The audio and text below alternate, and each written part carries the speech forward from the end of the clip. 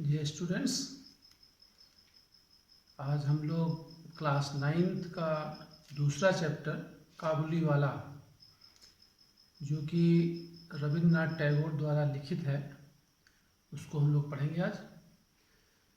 रविन्द्रनाथ टैगोर, जैसा कि हम सभी जानते हैं और कि ये हिंदुस्तान के एक बहुत बड़े समाज सुधारक रहे, शिक्षक रहे, मतलब वो फिलोसफर रहे, लीडर रहे और बहुत सारी इन्होंने किताबें भी लिखी हैं। तो थोड़ा सा हम लोग पहले अबाउट द ऑथर देख लेते हैं, उसके बाद हम लोग लेसन पे आते हैं। Rabindranath Tagore was a celebrated poet, patriot and philosopher of our country. Rabindranath Tagore हमारे देश के बहुत ही फेमस, प्रसिद्ध, मशहूर कवि थे, देशभक्त थे एंड फिलोसफर, दार्शनिक थे। He was a versatile genius who wrote stories, novels, plays and poems. He was a versatile genius. वह बहुमुखी विद्वता के धनी थे, यानी बहुमुखी विद्वान थे। जीनियस विद्वान थे, बहुमुखी थे, मतलब कि उनकी जो टैलेंट थे वो एक क्षेत्र फील्ड में न होकर के कई फील्ड में थी। जैसे कि हु रोट स्टोरीज, उन्होंने कहानियाँ लिखी, नॉवेल्स, उपन्यास लिखे, प्लेज, ड्रामा मतलब एकांकी लिखे, एंड पोएम्स और कविताएं भी लिखी। He composed enchanting music for his own poetic creations. He composed enchanting music, उन्होंने अपने गीतों के लिए, for his own poetic creations, अपने जो भी खुद के लिखे हुए गीत थे उसके लिए उन्होंने कुछ संगीत बनाए। कंपोज इंचांटिंग म्यूजिक, उसके लिए बहुत ही आकर्षक म्यूजिक बनाया, संगीत बनाया।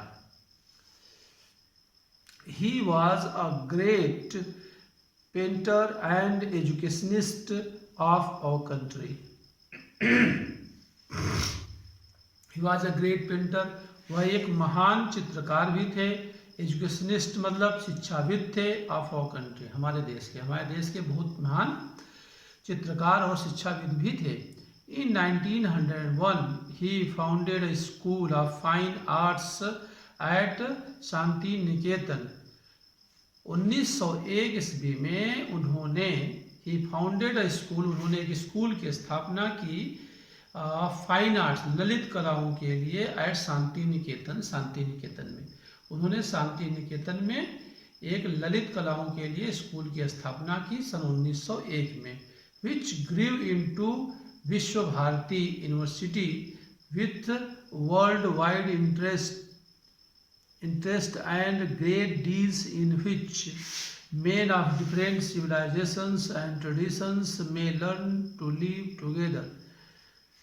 Which grew into विश्व भारती यूनिवर्सिटी विथ, जो कि विकसित हो गई किसके, विश्व भारती विश्वविद्यालय के रूप में, और with world wide interest and great deal in which, जो कि वर्ल्ड वाइड मतलब पूरे संसार में रुचि रखने वाले, इंटरेस्ट मतलब रुचि रखने वाले थे, एंड ग्रेट डील इन विच, और जो उसे बहुत इंटरेस्ट रखने वाले थे, बहुत ज़्यादा रुचि लेने वाले थे। मेन ऑफ डिफरेंट सिविलाइजेशंस, वो अलग अलग सभ्यताओं के लोग, मेन ऑफ डिफरेंट सिविलाइजेशन, अलग अलग सभ्यताओं के लोग, एंड ट्रेडिशंस और परंपराओं के लोग, में लर्न टू लिव टुगेदर, वे एक साथ में रह और पढ़ सकते थे। It was in 1913 that he won the Nobel Prize for Literature for his Gitanjali, which means song offerings. वो 1913 ईस्वी में उनको साहित्य का नोबेल पुरस्कार दिया गया उनकी किताब गीतांजलि के लिए, जिसका मतलब होता है कि ऑफरिंग सॉन्ग्स ऑफरिंग मतलब समर्पण के गीत। ये तो थोड़ा सा हो गया रविन्द्रनाथ टैगोर के बारे में। रविन्द्रनाथ टैगोर के बारे में थोड़ा सा हम कुछ और बता देते हैं। रविन्द्रनाथ टैगोर को प्यार से हिंदुस्तान में गुरु जी भी कह के बुलाया जाता है। तो इनका बचपन भी बहुत संघर्षपूर्ण रहा है थोड़ा समय के लिए, लेकिन ये फिर भी घर से बहुत संपन्न थे, जमींदार के लड़के थे, तो बहुत स्थितियाँ नहीं थी, लेकिन इन्होंने भारत की आज़ादी में और संगीत में नॉवेल में बहुत सारा मतलब अच्छी अच्छी किताबें रचनाएं दी हैं। और जो एक गीत है जिसको राष्ट्रगीत कहते हैं, सुजलाम सुफलाम मलय शीतलाम सस्य श्यामलाम भारतम वंदे मातरम वंदे मातरम, ये इन्हीं के द्वारा लिखा गया है। सॉरी, बंकिम चटर्जी द्वारा लिखा गया है। ये जनगण मन के द्वारा लिखा गया है, राष्ट्रगान के द्वारा लिखा गया है रविन्द्रनाथ टैगोर के द्वारा। अब हम अबाउट द लेसन पढ़ते हैं। अबाउट द लेसन में द स्टोरी द काबुली वाला is narrated by the father of 5-year-old mini. यह जो कहानी है, ये द काबुली वाला is narrated by the father, यह एक 5 साल की बच्ची 5-year-old मिनी, मिनी नाम की 5 साल की बच्ची के पिता के द्वारा लिखी गई है। The talkative and innocent Mini and Rahmat, a hawker of dry foods from Kabul. The talkative of innocent mini, यह बातचीत के बारे में है जो कि उसकी लड़की द मिनी, जो बातूनी लड़की थी। द टाक्टिव मतलब बातूनी, द इनोसेंस और मासूम मिनी एंड रहमत, और वो यह कहानी एक मासूम बातूनी लड़की मिनी और रहमत, हॉकर ऑफ ड्राई फ्रूट्स, जो कि घूम घूम के गलियों में फल बेचने वाला था, काबुल का फल बेचने वाला है, उसके बारे में लिखा गया है। Are the central character of the story, वे दोनों इस कहानी के केंद्रीय पात्र हैं, मतलब पूरी कहानी इन्हीं के इर्द गिर्द में चलती है। The story revolves around their feelings towards each other and interactions. यह जो कहानी है, द स्टोरी कहानी, रिवॉल्व्स घूमती है, अराउंड देयर फीलिंग्स उनकी भावनाओं के चारों ओर, उनकी भावनाओं के इर्द गिर्द ये कहानी घूमती है। ईच अदर जो उनके एक दूसरे के बीच में भावनाएं थी, एंड इंटरेक्शन परस्पर जो उनके आपसी बातचीत हुआ करती थी, उसके इर्द गिर्द ही कहानी घूमती है। माई 5-year-old daughter mini can not live without chattering. मेरी 5 साल की बच्ची, 5-year-old daughter 5 साल की बच्ची मिनी, कैन नॉट लिव नहीं रह सकती थी, विदाउट चैटरिंग बिना बकबक के, यानी बिना बातचीत किए वो बिल्कुल नहीं रह सकती थी। I really believe that in all her life she has not wasted a minute in silence. I really believe, मैं वास्तव में ऐसा विश्वास करता हूँ कि मेरी बच्ची ने अपने जीवन में एक भी मिनट शांति से व्यतीत करके बर्बाद नहीं किया है। कहने का मतलब वो हमेशा बकबक करती रहती, कुछ न कुछ बोलती रहती, चुपचाप नहीं बैठती है। Her mother is often vexed at this. उसकी माँ, her mother is often प्रायः vexed मतलब परेशान, at this परेशान हो जाती थी, at this इस पर। उसकी माँ प्रायः उसकी इस बात करने की आदत से परेशान हो जाती थी। and would stop her prattle, और उसकी prattle अर्थहीन जो बातें थी, बिना किसी उद्देश्य की बातें थी अर्थहीन, उसको वो रोक दिया करती थी। बट आई वुड नॉट, लेकिन मैं ऐसा नहीं किया करता था, मतलब मैं उसको बात करना बोलना नहीं रोकता था। To see Mini quiet is unnatural, Mini को चुपचाप देखना यह बिल्कुल अननेचुरल था, मतलब अप्राकृतिक था। उसका बात करने का स्वभाव था और चुप रहती थी तो बिल्कुल अच्छी नहीं दिखती थी। And I can not bear it long, और मैं ज़्यादा देर तक इसको बर्दाश्त नहीं कर सकता था, यानी ज़्यादा देर तक उसको चुपचाप शांत बैठा नहीं देख सकता था।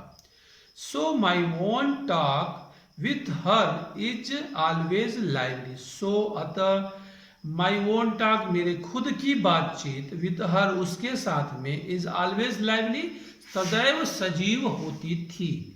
मेरी खुद की उससे बातचीत सदैव ही सजीव होती थी, मतलब इंटरेस्टिंग होती थी, उसको थोड़ा सा खुश करने वाली। वन मॉर्निंग, एक दिन सुबह, फॉर इंस्टेंस, ये बीच में जब कामा लगा के आ जाता है, दो कामा के बीच में कोई शब्द या फ्रेज आ जाता है, कई शब्दों का समूह, तो ये जो सेंटेंस होता है, सेंटेंस में बीच में कुछ एक्स्ट्रा दे दिया जाता है।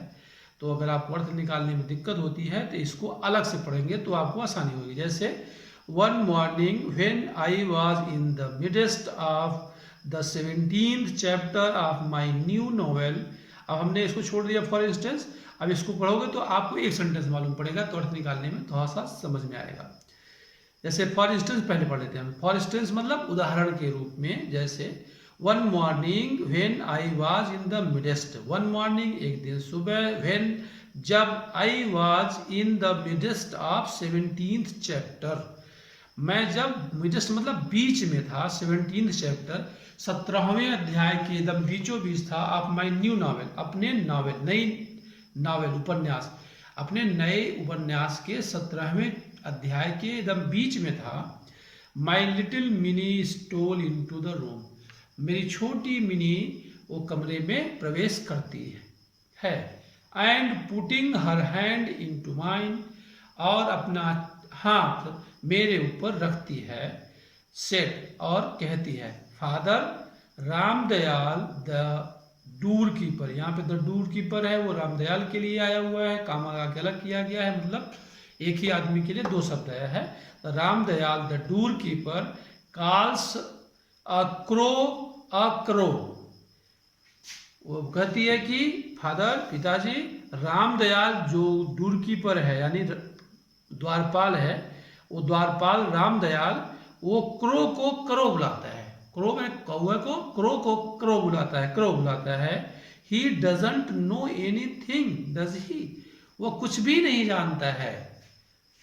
वो बिनी कहती है ही डजंट नो एनीथिंग, वो कुछ भी नहीं जानता है। ये जो डज ही लास्ट में किया गया, ये क्वेश्चन टैग के लिए लगाया जाता है, ये सिर्फ सेंटेंस पे जोड़ देने के लिए यूज किया जाता है इसका। और इसका एक तरीका होता है जो जान लीजिए आप लोग, कि जब सेंटेंस निगेटिव होता है तो लास्ट में ये पॉजिटिव सेंस में लगाया जाता है, और जब सेंटेंस अफर्मेटिव में होता है यानी पॉजिटिव सेंस में होता है तो लास्ट में निगेटिव में लगाया जाता है। अगर इस सेंटेंस को अगर इस तरीके से कहा जाए कि ही नो एवरीथिंग डजंट ही, तब यहाँ लास्ट में डजंट ही लगेगा।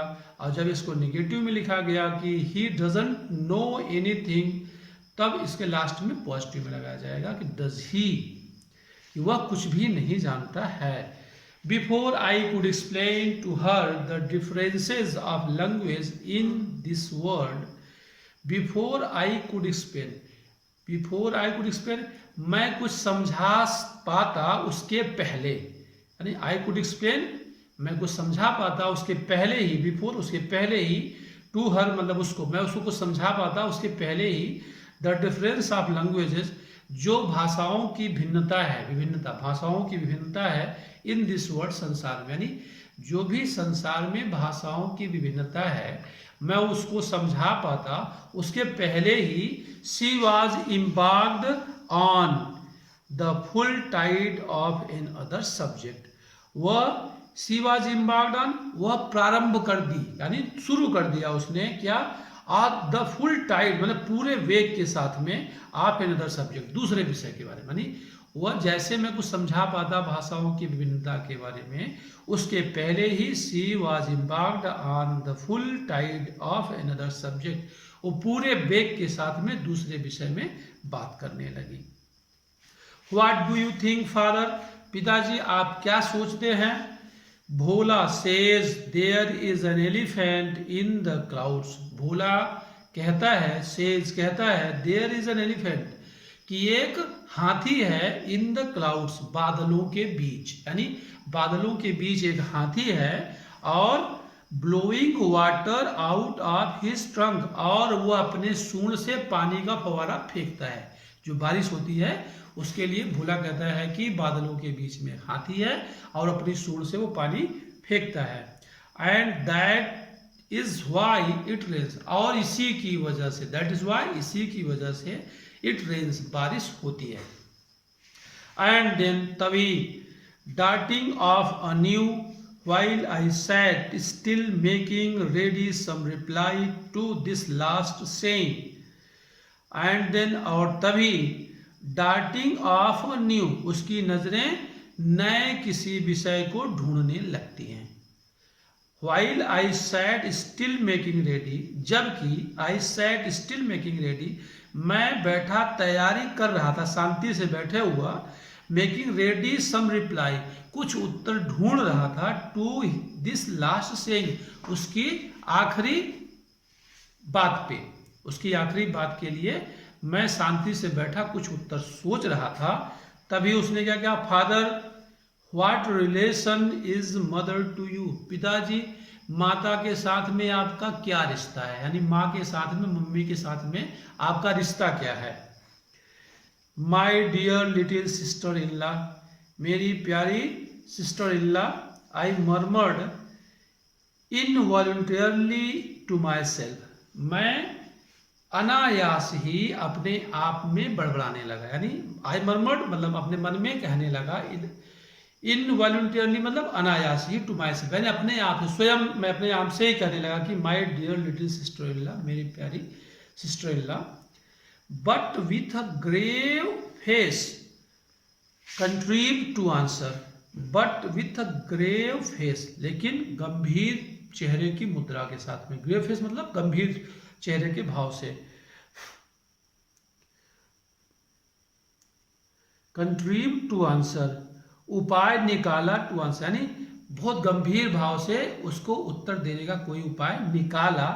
तब तक क्या, go and play with Bhola mini I am busy, मैंने गंभीर भाव से उसको आंसर देने का एक उपाय निकाला, क्या कि जाओ, गो एंड प्ले विथ भोला, जाओ और भोला के साथ में खेलो, मिनी मिनी जाओ और भोला के साथ में खेलो, आई एम बिजी, मैं व्यस्त हूँ।